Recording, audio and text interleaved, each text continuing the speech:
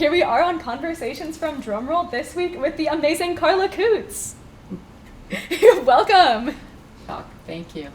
Absolutely. Carla is a local photographer, has her own business for many years now. Before that, you're an educator, touched the lives of many. So tell us a little bit about how you got into photographing musicians and just starting this business on your own. Okay. Well, when I was still teaching, I always had a camera when I was a kid. And I had a 35 millimeter when I was teaching. And I just used to take, family pictures and drive everybody crazy. But I decided that when I retired, I wanted to be able to do something else. And I just didn't want to, sit home and watch TV or something. So I, 18 years ago almost, I bought a camera and I took a class and I started taking pictures, and little by little I started working and getting jobs. And 10 years ago I started doing a lot of musicians' photos because I started becoming more active in following certain bands in the Rochester community. Cool. And so now you have this huge network of artists that you know, these musicians that you photograph, and locations that you cover. So you're the house photographer for Drumroll. You do the Geneseo Jam Kitchens photography. You do the Eagle. In Leroy. So what is it like to be the queen photographer at these places for these shows? Capturing the moments. Well, I feel really fortunate that I've been able to work myself into these jobs, and and that I've been able to meet all these local bands and other bands now too in Geneseo, because there's a lot of different bands that play here from Rochester or Naples or Jamestown, the New York State area, and from other places too. So I think that it's it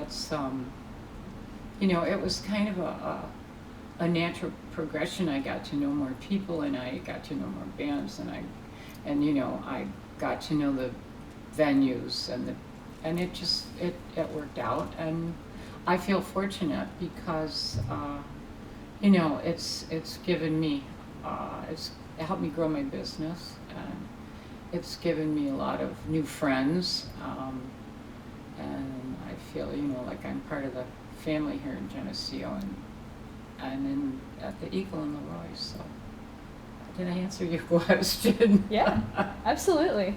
That's great. So you have these incredible opportunities to just completely be engrossed in the local music scene. So how do you think that has impacted your relationship with your own live music enjoyment and being able to go out, enjoy the concerts, but at the same time you're there working? Has it affected that at all, or do you just get to enjoy? I think that it's become I always looked at my photography as very therapeutic, and of course music is always therapeutic to people. So it's I think I look forward to it. I know certain bands that I'm going to see again.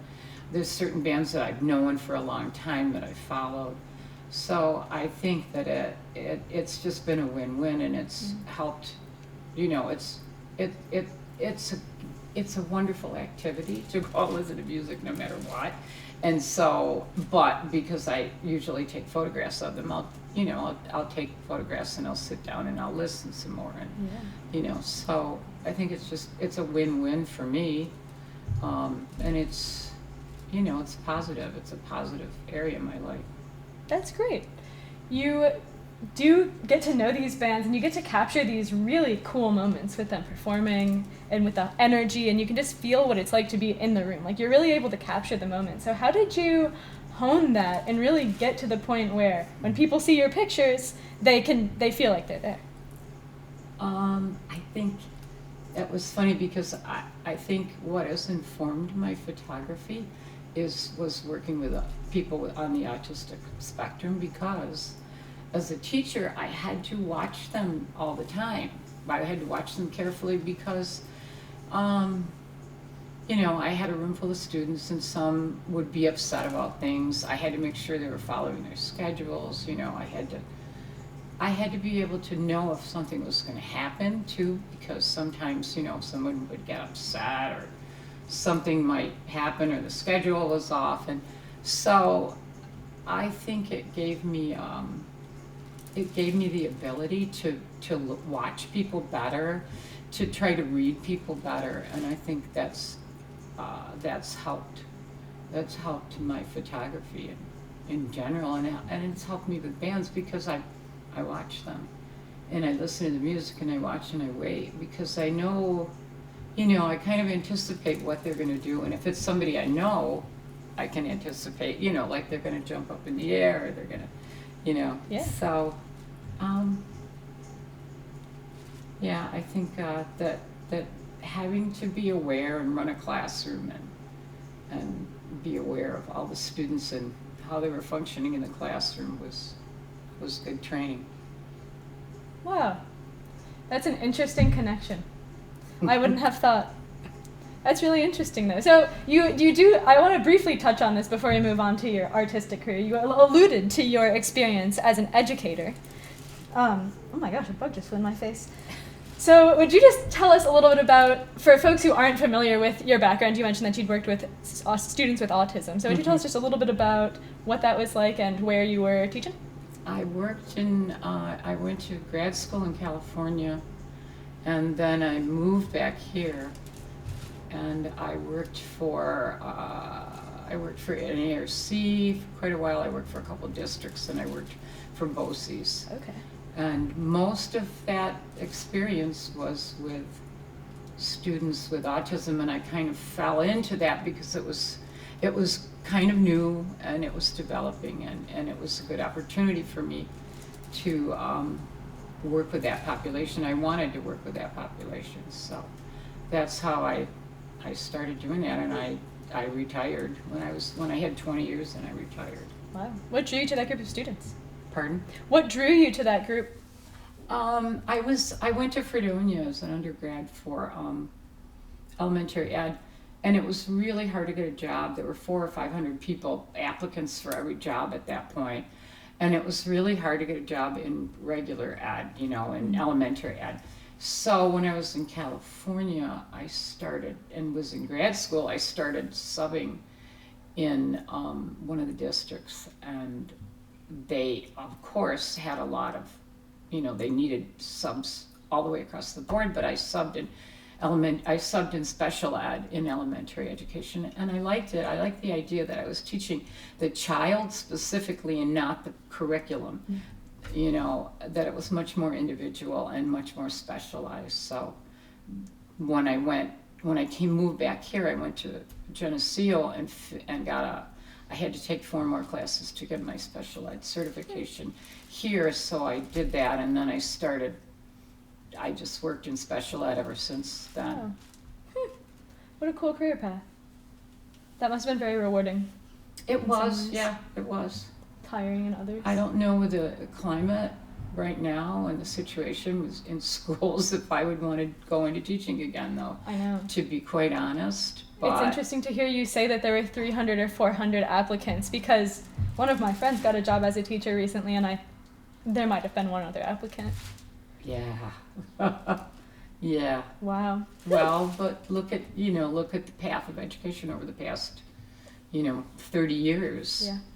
Yeah. Well, on that note, so this background has allowed you to have this keen eye for photography, and you make it look really easy, and it looks so good when everything's said and done. So there are certainly challenges with photography, and I think a lot of people don't quite realize, with the ease of our phones and being able to just take point and shoot pictures, what it really takes to get those special pictures. So what are some of the challenges that the average iPhone photographer might not quite get about what you do?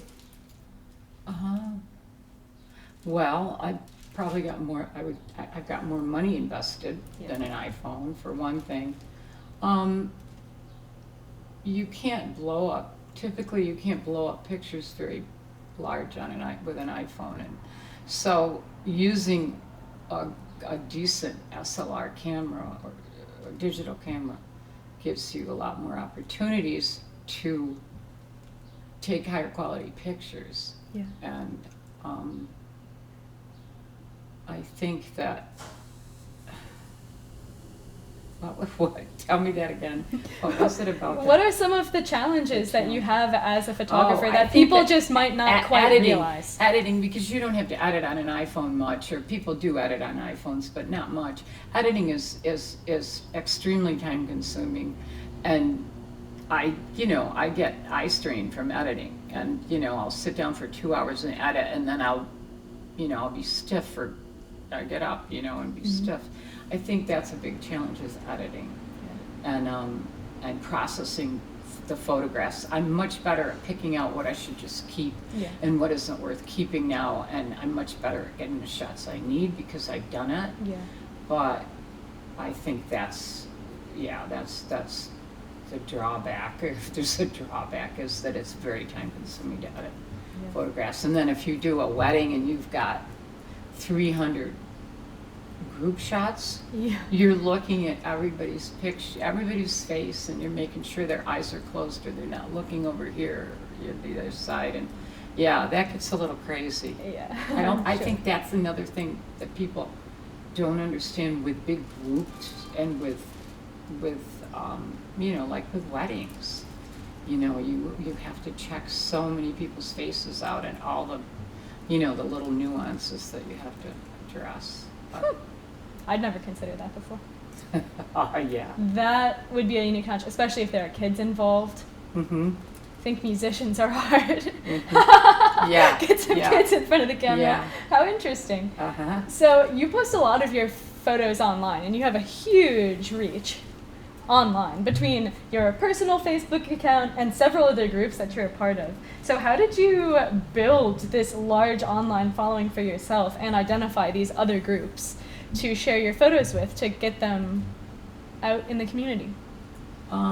It's just, over time, when I first, when I was first on Facebook, and these groups, actually 2 of the groups that I follow, Get Your Gig On and Love for Local Bands, started a little over 10 years ago, when I started to go out and see a lot of bands and started to photograph bands.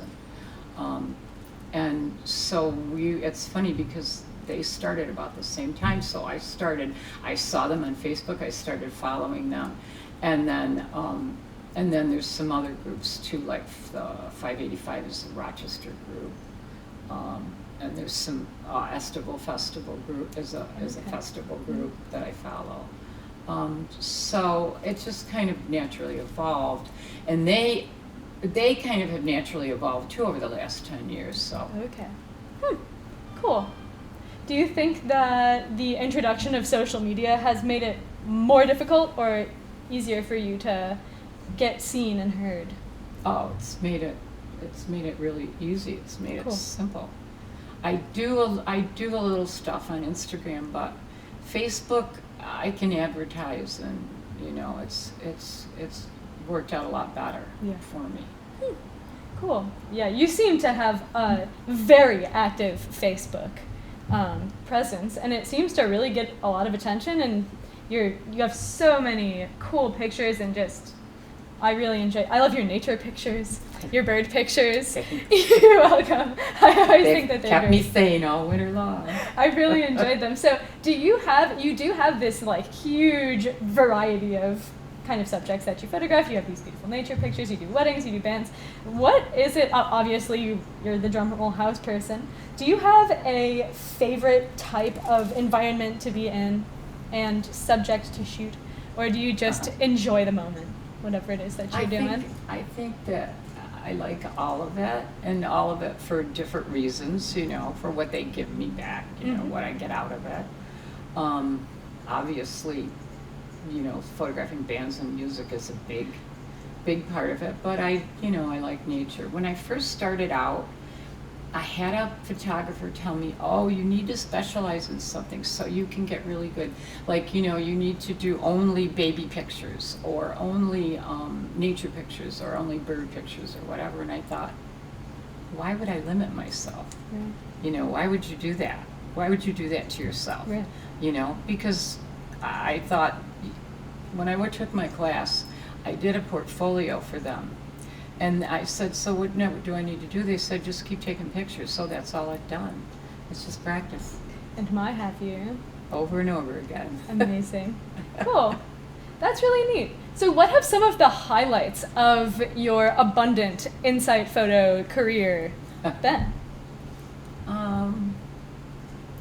I like that I have a good, I've done a lot of weddings, and I look back and I like that. I like that part of the business. And I look back on all the bands I photographed, which I was, I was really happy that I got to do the hoochie they had here in the fall, and got to see some national acts and got to photograph them. That was, that was good. I enjoy all of it for different reasons. Yeah. Yeah. It seems very. I know some photographers who find themselves doing a lot of like the same types of things, and it seems really cool, and it does seem like they're able to get this deep, like, strong skill set. But I think that I really like your approach. I think that you're really good at everything I've seen. I thought was really cool. Thank you. Great. Absolutely. You don't see anything that isn't good. Well, exactly. Exactly. Anything bad gets deleted right away. Well, and that's a whole part of it is knowing what to keep and what not to keep. Right, exactly. And that was hard in the beginning, because I always overshoot, so I have a lot to choose from. Yeah. And that was hard in the beginning because, I'm much better at defining what I need and what's good. Yeah. But then I would be like, well, that one looks good. Well, that one does too, Yeah. But now I'm like, yeah, no, I know what to do now.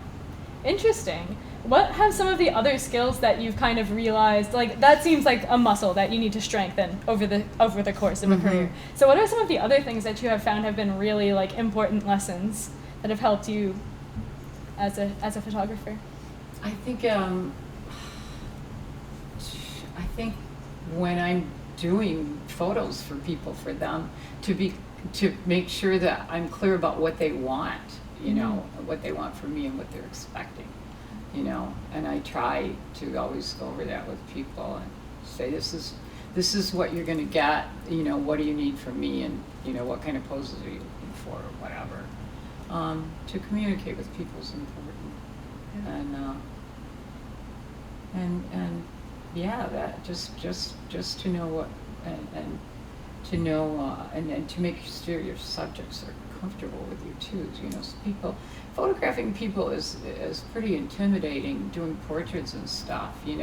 So I try to make them feel comfortable and say stupid things and joke and Yeah.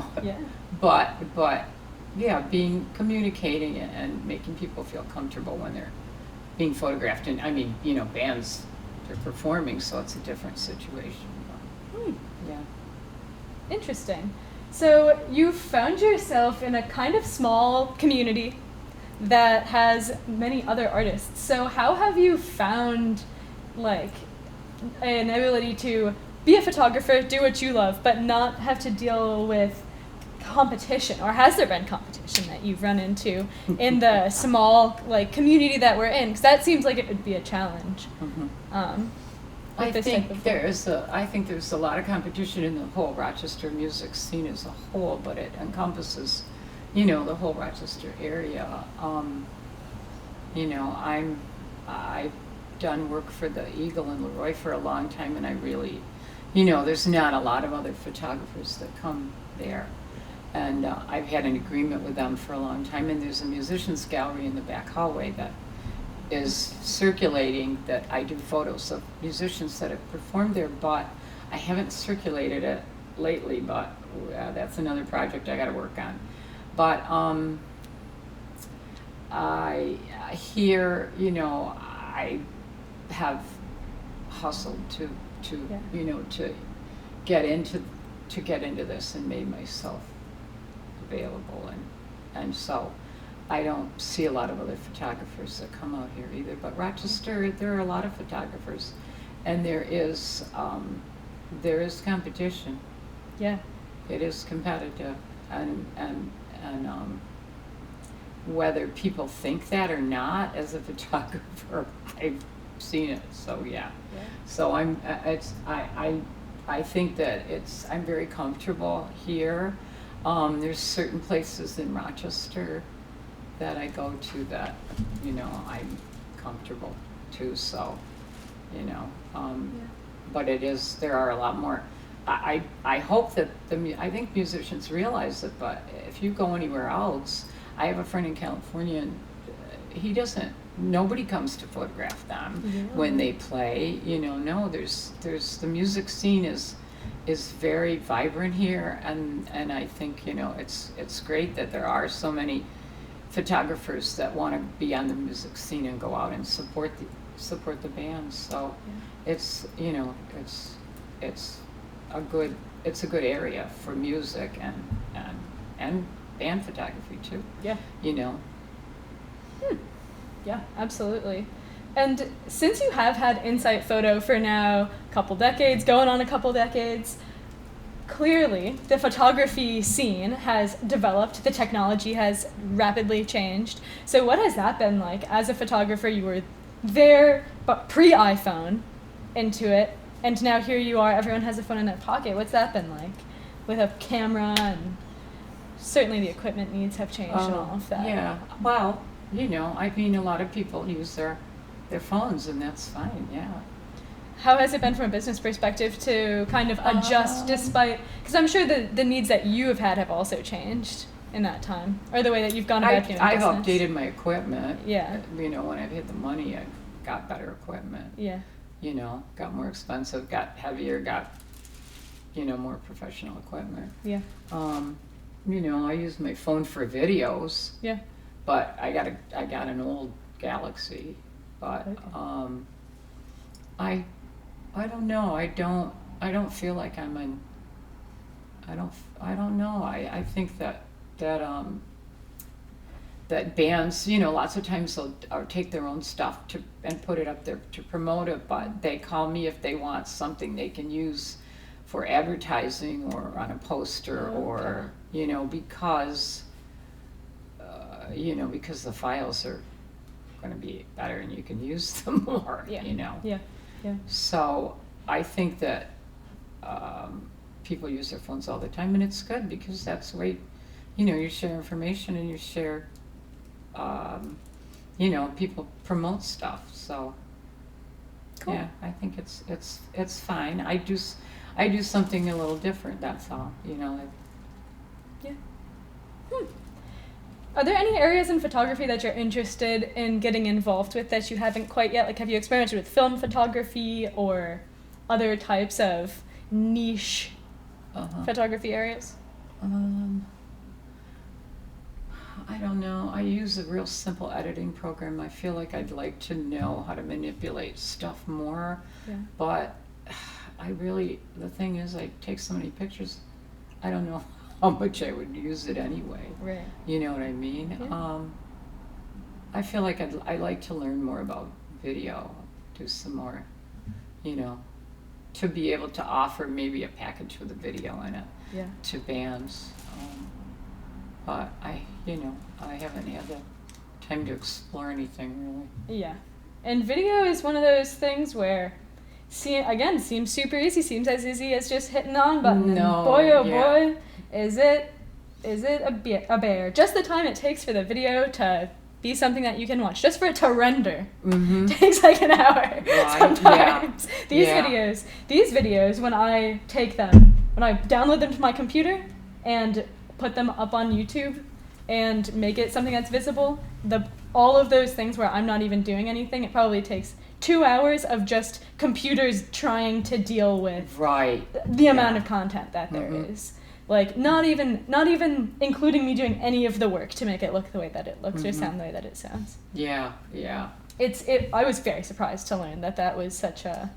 You deal with audio for a long time, they're small files, whatever, but video and pictures are like a whole other Yeah, thing. they're huge. The file the sizes. files are huge. Yeah. Oh my gosh. Have you needed to like make any adjustments with the computer that you have? Like I think I need to get an external hard drive. My computer was like ready to crash, and Yeah. I upgraded and got a better computer and invested a little more money. Yeah. You definitely need something special for doing so this type that of work. now I can. Yeah, now I've got more storage. Cool.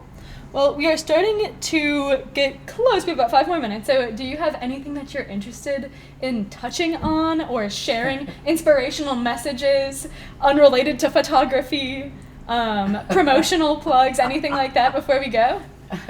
No, I just feel fortunate that I've been able to do something that I love, and I've been able to, I retired and I've been able to do something else, and to keep busy and productive, and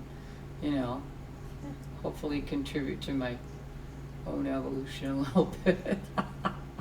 I think absolutely, and I think that you're a well-loved member of our community and local music scene. Thank you. Absolutely. Well, it's been a pleasure having you on, Carla. I am so excited to have been able to chat with you and hear your story and share it with everybody. And Carla Coots from Insight Photo. Thank you. Thank you so much. Thanks a It's been lot. great Yeah. having you on the show today. No, it was great. I was a little nervous, but you did a great job. Yeah, Thank you. absolutely. Thank you for making me feel comfortable. Absolutely. It's my pleasure.